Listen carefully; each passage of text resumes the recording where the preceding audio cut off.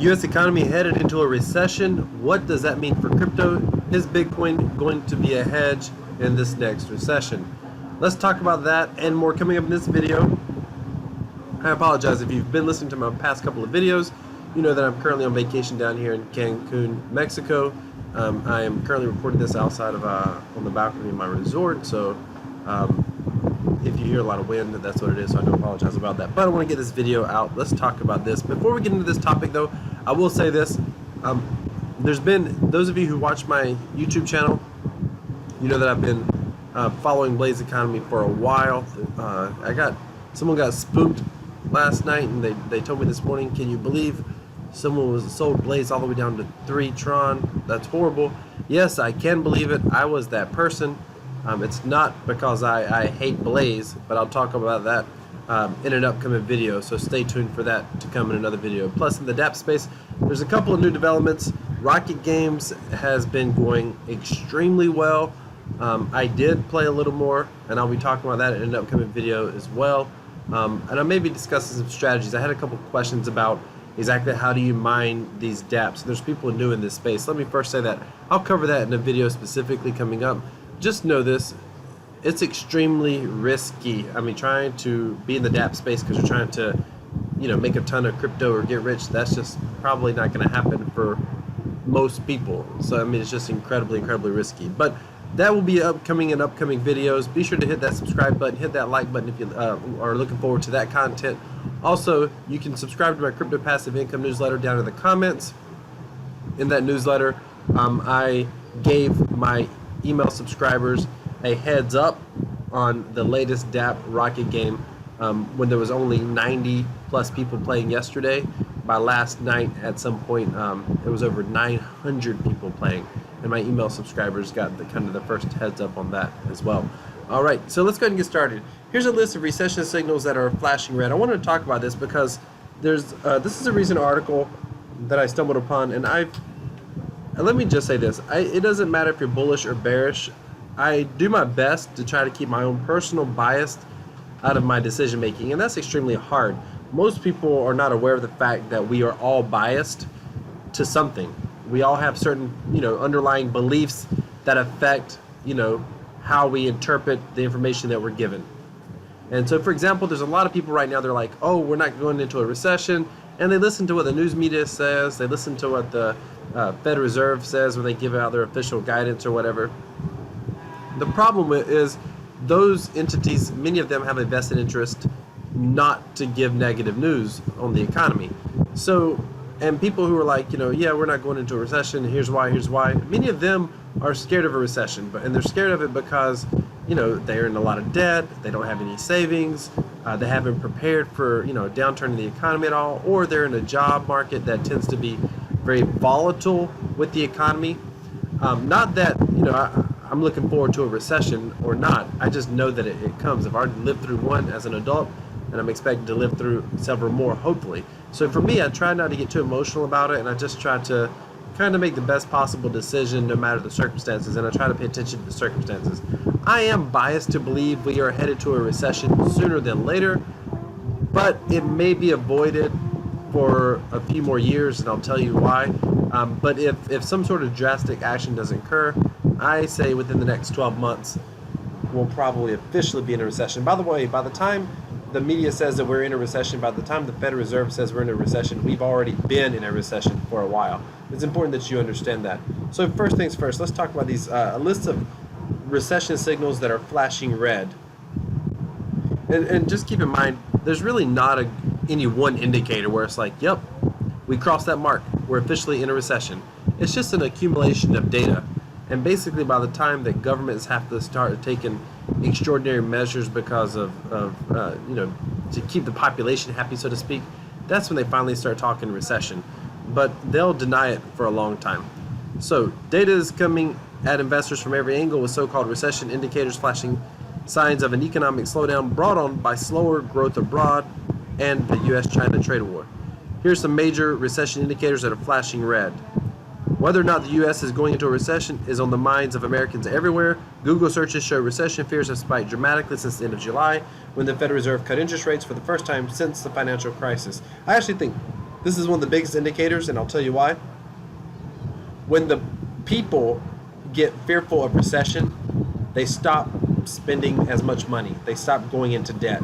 And you may not, if you don't understand how our current economic system works, if everybody saved money and paid off their credit card debt and their home loans, it would effectively cause an entire market crash, a systemic market crash. I mean, that we have a debt-based economy. So anytime people are nervous about the economy, is it going to continue being good? Are we going to potentially lose jobs?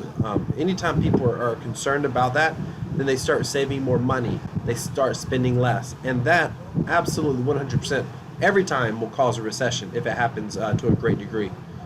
Data is coming at investors from every angle, so-called. Okay. Bond market. Perhaps the most talked about recession indicator is the inverted yield curve.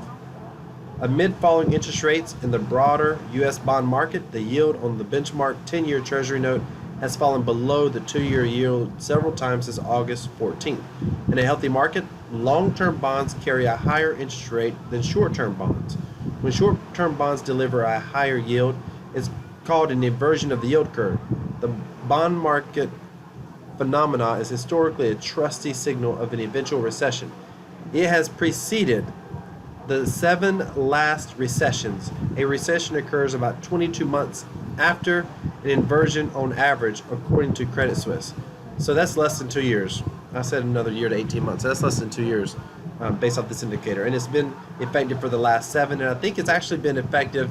I think it was 88% of all recessions since, I don't know, the Great Depression or whatever. 80% of all recessions since the Great Depression or some number like that. I read another statistic that showed how accurate this indicator is. GDP growth. Gross domestic product in the U.S. is slowing. The economy expanded by 2% in the second quarter, the Commerce Department said in its second reading of GDP on Thursday.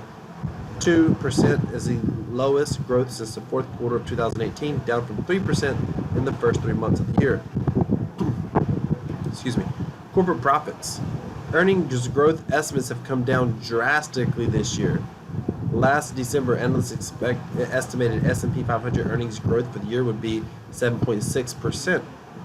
That number is now around 2.3%. Notice that. That's like a 60% cut, basically. Yeah, about over a 60% cut in what they were expecting corporate profits to be.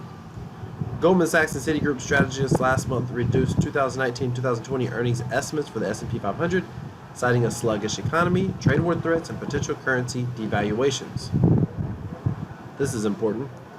Keep in mind the reason Bitcoin and cryptocurrency is so important is because you can't easily devalue, or you can't really devalue a trustless blockchain cryptocurrency. Manufacturing contraction. U.S. manufacturing growth slowed to the lowest level in almost 10 years in August. The U.S. Manufacturing PMI Purchasing Managers Index was 49.9% in August, down from 50.4 in July. The reading is below the neutral 50 threshold for the first time since September 2009, according to IHS American, however you say that. Any reading below 50 signals a correction. In July, Federal Reserve members expressed concerns about weak sectors of the economy like manufacturers.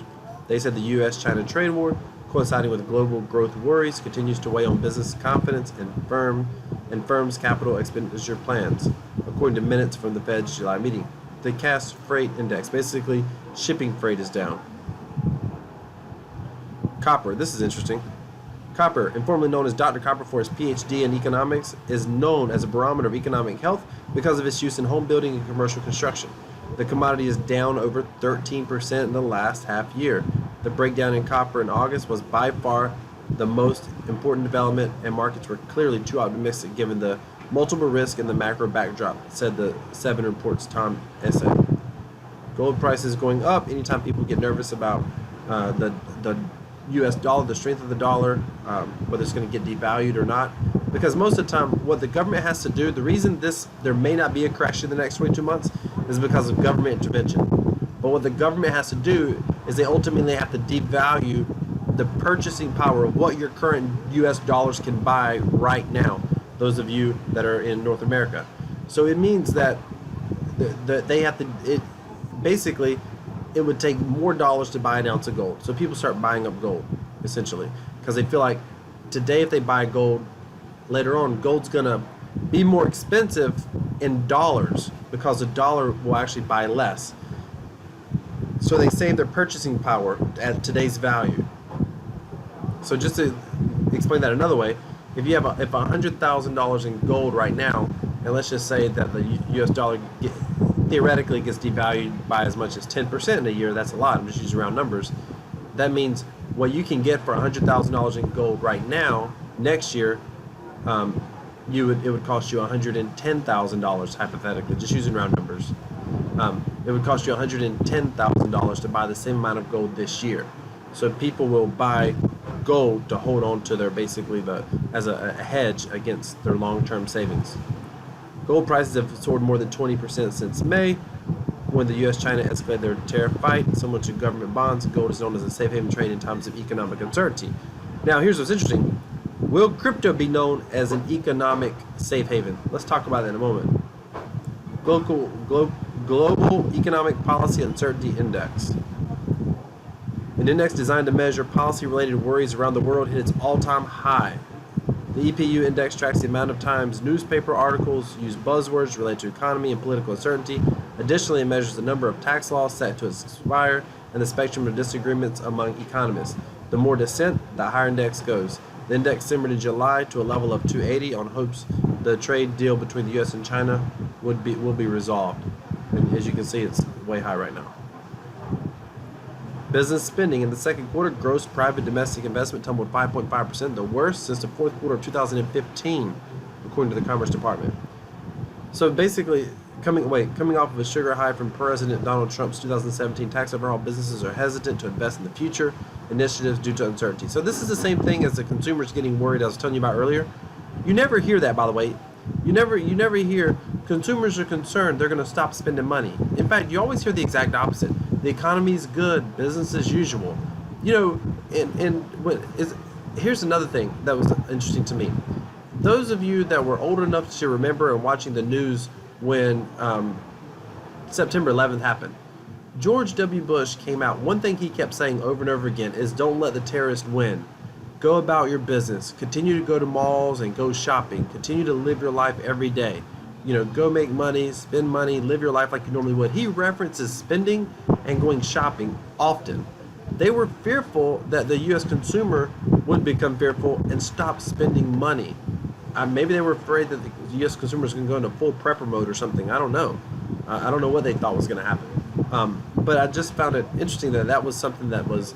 I was just getting really interested in finance on a U.S. political level back then, and I just remember thinking, wow, it is so crazy that he keeps talking about go out and spending money. So you never hear a lot of that, you do hear things like consumer confidence, but it's just they don't talk about it a lot. They don't break down exactly what consumer confidence means. But you will oftentimes hear, more often than not, about business spending. It's the same thing. Businesses are concerned about future economy. They don't want to take on a lot of debt.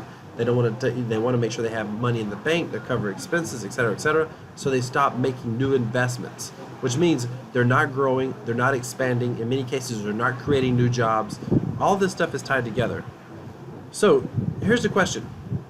I want to come back up here to gold. Will crypto be the next safe haven? So the reason you have to understand, and there's a video on my channel called Money as Debt. You have to understand, and I talk about this stuff because it's somewhat boring for some crypto newbies, but you need to understand that the reason cryptocurrency exists, the reason Bitcoin was created as a currency was because of how government is going to potentially intervene here. You know, Donald Trump keeps talking about the Federal Reserve needs to raise interest rates, Why? Because he's basically hung the economy around his own neck. That's been one of his greatest achievements. And I almost wonder why. Like, he's not an idiot. There's got to be some advisor somewhere telling him way back when, oh, the economy's strong. I mean, market cycles uninterrupted will occur about every 10 to 15 years. We had been in the middle of a good cycle when Donald Trump came into office. So I was thinking back then, why in the world does he keep telling the economy? What's he going to say when it dips? And right now he's going to blame the Federal Reserve is what he's going to do. And whether you like Donald Trump or not, I mean, he is not a fiscal conservative. He has taking this country into debt like crazy. Which is the reason crypto exists, is because people don't want to lose the value of their retirement savings. Your parents, your grandparents, some of you, if you've already started a retirement plan, the people who get hurt the most when they start devaluing the dollar. How do they devalue the dollar? Well, they end up borrowing more money, and they cut interest rates, and they do quantitative easing. All of these are methods that, one way or another, either by just printing more money outright. It's the same thing with cryptocurrency, right? The reason deflationary currencies seemed interesting, and the reason people thought they would go up in value, is because there's less of them. A lot of people like cryptocurrencies with low supplies. Would you want a cryptocurrency? Would you consider buying a cryptocurrency where the developer says, hey, periodically, just so you know, we're going to keep printing more of it? If someone told you they could print more of your cryptocurrency, would you want to own it? Would you own Bitcoin if someone said they could print more of it at will? Of course you would. That's why cryptocurrency exists. Because a true blockchain cryptocurrency cannot be manipulated through a true trustless. We're not talking about some of these dApps where they issue their own currencies, et cetera, et cetera, et cetera. Some of them can be changed at will, but something like Bitcoin, for example, it is set up. It cannot be. There is a max supply. There is a Litecoin. There is a certain amount that will be mined. That is it. That is how it exists. It's true for even like Tron, for example. There's a certain amount that will be in supply. There's a certain amount that will be burned. There's a certain amount that's used, but it's a known supply. You don't have to worry about someone coming in and outright manipulating it by adding more, more of the token supply. And that's what happens with the U.S. dollar all the time. That's why your parents or your grandparents will talk about how cheap things were, 10 years ago, 20 years ago, 30 years ago. My grandparents used to talk about buying, a candy bar for like a nickel or a quarter or something. Was it because the candy bars just became more expensive? No. There's a common way of explaining this by using gold. Many years ago, an ounce of gold, 20, 30, 40 years ago, an ounce of gold would buy a really good suit. Today, an ounce of gold will still buy a pretty good suit. And that's a good example. The power of gold has been relatively constant. The amount that your dollars will buy continues to go down.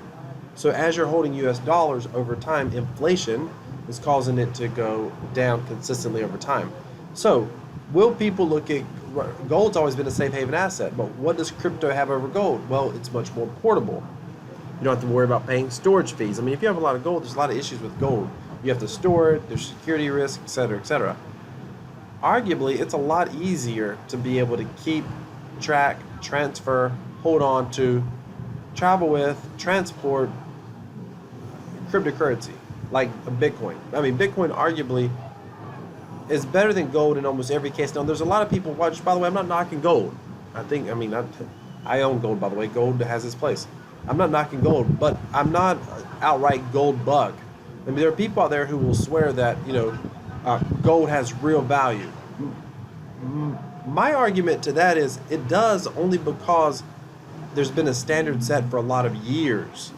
What is it inherently that gives gold value? You're going to tell me that if it wasn't for investors and people with economic concerns, that's the main value of gold.